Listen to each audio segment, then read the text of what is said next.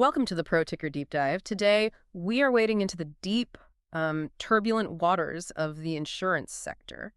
It presents a truly baffling paradox for investors here in late 2025. Yeah, it really does. Our mission today is, well, to try and solve a fundamental puzzle here. Why is this critical foundational sector sort of stuck in neutral? Right. Especially when the risks it's supposed to manage are accelerating so dramatically. We need to figure out what investors are missing, or maybe what they're ignoring. Exactly. And here's the massive disconnect we're starting with. You read headlines constantly, right? Global climate volatility, catastrophic losses hitting new, frankly, terrifying records. Modeled insured losses are projected to reach a stunning $152 billion this year. It's just staggering. So if risk is soaring, you'd think premiums would be soaring, profitability would be celebrated. But no.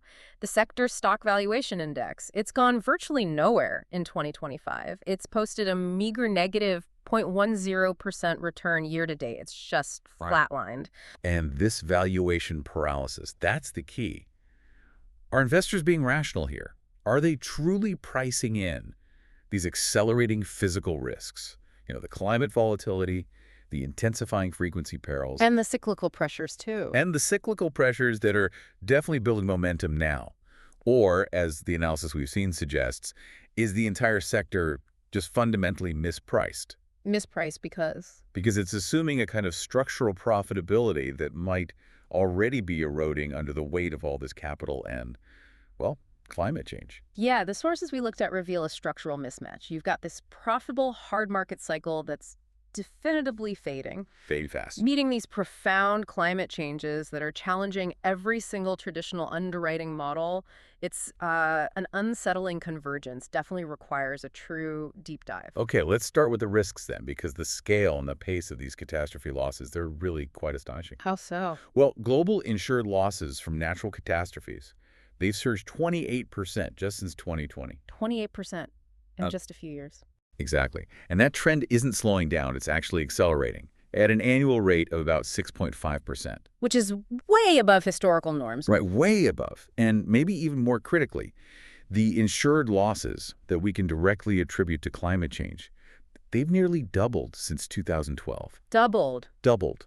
The industry simply cannot keep writing policies based on, the loss data from 50 years ago. Or even 10 years ago. Let's zero in on the composition of these losses, though, because this is where it gets really interesting, I think.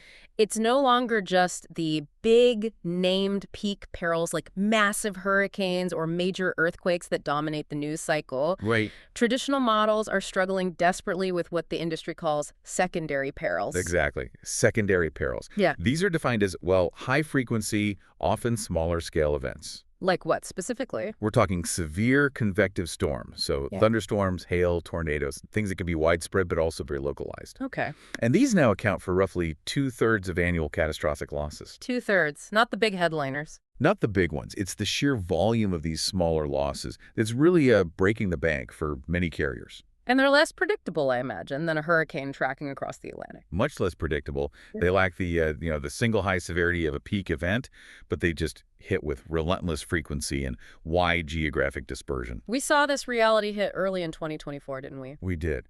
Just 2 severe thunderstorm fronts across the U.S. generated nearly $10 billion in insured losses. $10 billion from thunderstorms. It's this constant, massive stream of loss events. Traditional modeling kind of assumes they should be manageable, but the frequency now seems to be overwhelming the actuarial forecasts. Okay, so risk is accelerating. It's changing shape. Right. But here is the major disconnect. Despite this terrifying acceleration of risk, the hard market cycle. The part where they could raise prices easily. Exactly. That period from roughly 2021 through 2024, it's over. Why? If risk is up, shouldn't prices stay up? You'd think so. But capital capacity is absolutely flooding the market, just pouring in. And that drives down crucial pricing power and really undermines underwriting discipline. Wait, hang on. If capital is reaching record highs, doesn't that imply institutional investors still see this as a safe, maybe high-yield opportunity? Why assume it immediately means a race to the bottom? Couldn't it be a sign of stability, of confidence? That's a fair question. But the structure of that capital really matters here. Dedicated reinsurance capital, yeah, it's projected to hit $649 billion in 2025, a new record high. Okay. But critically, it's the third-party capital, the money channeled through vehicles like catastrophe bonds. Yeah. That's where things get explosive. Remind us quickly what cat bonds are. Sure. Catastrophe bonds basically allow institutional investors, think hedge funds, pension funds, to take on specific defined insurance risks directly. They get a potentially high premium yield for doing so, and it completely bypasses the traditional insurance and reinsurance companies. Ah, okay. And how fast is that channel growing? Shockingly fast. In the first 9 months of 2025 alone, $18.6 billion in cat bonds were issued. 18.6 billion. Yep. That already exceeds the total for the entire year of 2024, which was $17.7 billion. Wow, so the money's just rushing in. Rushing in. And this abundance of money chasing risk, it has an immediate, measurable impact. Which is? Property catastrophe reinsurance rates. They declined 10% on a risk-adjusted basis at the critical June 2025 mid-year renewals. Down 10% even with risks climbing. Exactly. That pricing slide tells you everything you need to know about the transition. Yeah. We are in a soft market cycle now. Okay, so let's talk about the bottom line. The combined ratio, that simple measure claims and expenses compared for premiums. It's the clearest indicator of this reversal, isn't it? Absolutely. It tells the underwriting story very clearly. In 2024, the industry was celebrating a really impressive 96.6% combined ratio. That was a 5-year low, right? Signaled peak underwriting discipline. It did. For every dollar of premium, they were making about 3.4 cents purely from the underwriting itself. Very healthy. But 2025, already showing deep cracks. Deep cracks. We're seeing consensus projections now that the combined ratio will deteriorate, likely to around 98% by year-end 2025. 98%. That shift, what, 1.4 percentage points? It might sound marginal. It sounds small, but in this sector, it wipes out a huge chunk of potential underwriting income. It's the difference between a sector being praised for discipline and one, well, scrambling just to cover its costs and claims inflation. And this isn't just theoretical pain, right? We're seeing specific evidence hitting income statements now. Oh, definitely. Progressive, a massive player, a core name. Yeah. They missed their Q3 earnings expectations by almost 12%, 11.88% to be precise. That caught the market completely off guard. Brutal numbers. What about others? Well, if you look at the bigger conglomerates like Berkshire Hathaway, their commercial primary insurance operations, their underwriting profit collapsed by a shocking 77% year over year in Q2 2025. 77%. That kind of drop sends a very clear signal. This softness isn't just theory. It's hammering the bottom line, even for the most experienced players. And then there's Florida. Florida. The residential market there remains in absolute crisis. The state-run Citizens Property Insurance Fund is just growing dangerously large. Which exposes taxpayers to massive liabilities. Huge liabilities. Because private carriers just keep fleeing the state or severely limiting what they'll cover. Okay, so core underwriting profitability is under immense pressure. What about the other big profit driver, investment income? Yeah, that's the other shoe potentially dropping. Insurers manage a staggering amount of assets, right? Something like $4.5 trillion globally. That's the scale. Yeah. And they absolutely benefited, gorged really, on the high interest rate environment of the last few years. Made a lot of money just managing their float. They did. But that tailwind, it's rapidly weakening now. Because the Fed is starting to cut rates. Exactly. As the Federal Reserve begins its anticipated gradual rate-cutting cycle, that essential income stream tightens up. Right when they need it most. Precisely when competition on premiums is spiking because of all that capital, and when their overall premium growth is moderating. Are we seeing that impact already? We are. One major large operator, for example, saw its net investment income fall over 13%. 13.18% in Q3 2025. Down 13%. So they're losing that high rate benefit just as their core underwriting margins are getting squeezed by the oversupply of capital. It's like a painful pincer movement on their total profitability. Okay, let's dive into the core problem then.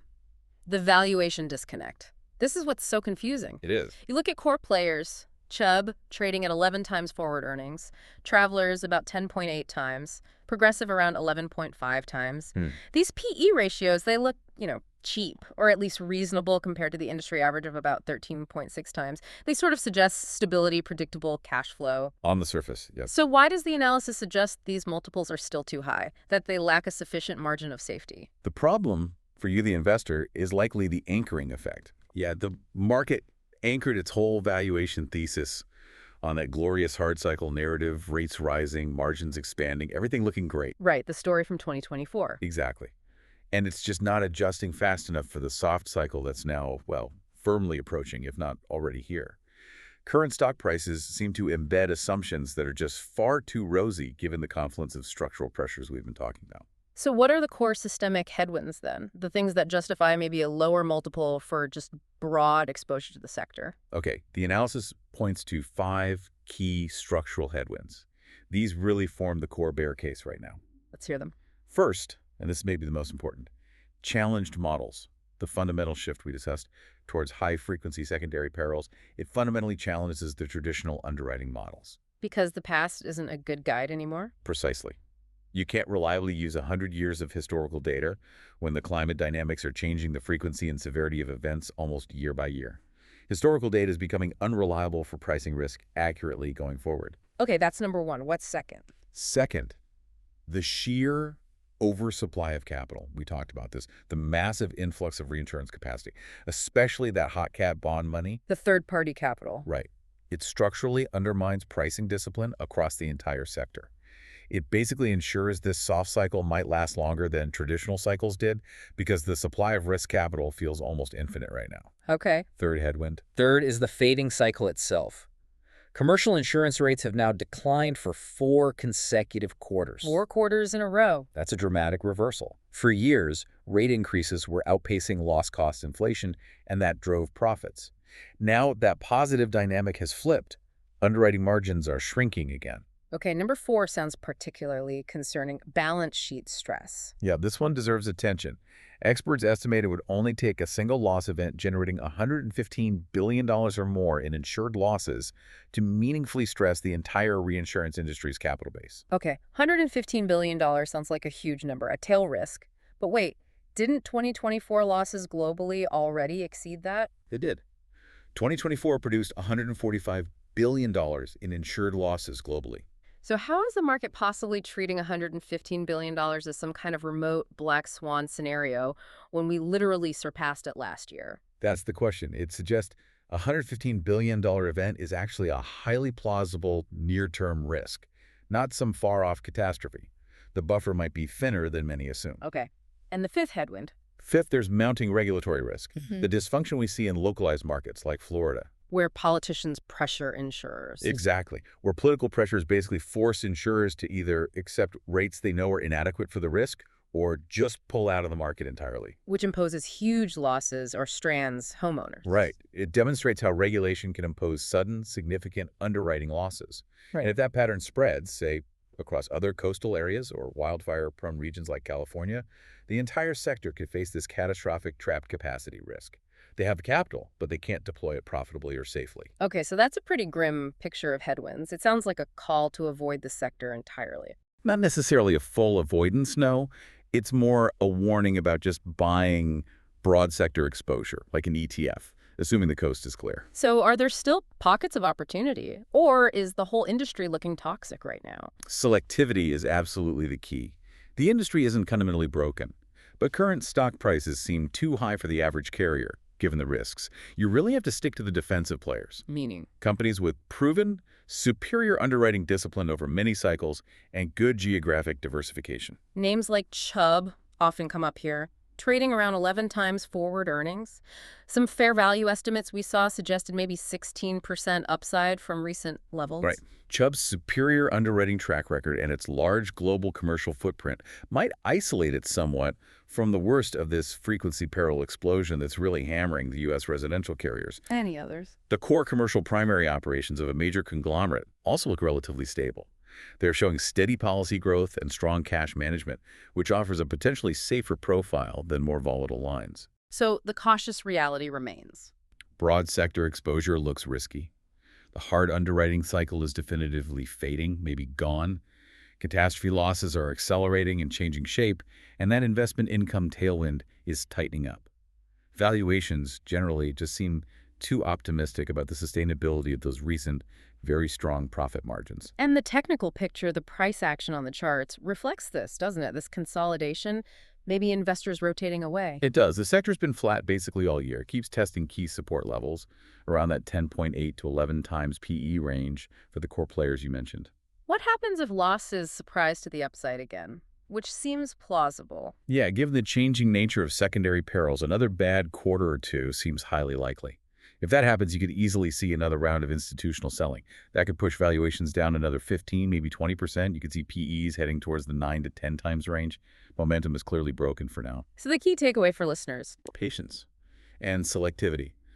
Those are virtues right now in this space. Maybe wait for better entry points, or if you have to be invested, stick only to the most defensible names, the ones with proven discipline and real competitive moats. Okay, so summing up. We've established that the insurance sector's current valuation seems to reflect maybe too much optimism about past performance. Right. It seems to be fundamentally failing to internalize this confluence of risks, accelerating climate impact, the oversupply of capital, and those weakening investment income tailwinds. The market appears to be pricing the sector for a hard cycle that, by most metrics, has already passed. It really does. And if catastrophe losses keep accelerating, which seems likely, and if reinsurance capital stays this abundant, which also seems likely, pricing power for insurers will inevitably diminish further. It puts carriers in a really impossible bind. Which leads to a provocative closing thought. Yeah, it raises an important question for you, the listener, to think about. At what point do these continuously rising premiums, coupled perhaps with reduced coverage availability, at what point does that cause customers to fundamentally change their behavior? Just give up on insurance. To self-insure more, perhaps, or simply go uninsured for certain risks. If that happens on a large scale, doesn't it start to fundamentally erode the total addressable market for the insurance sector itself? That's something worth pondering. A sobering thought to end on. See you all in the next Pro Ticker Deep Dive.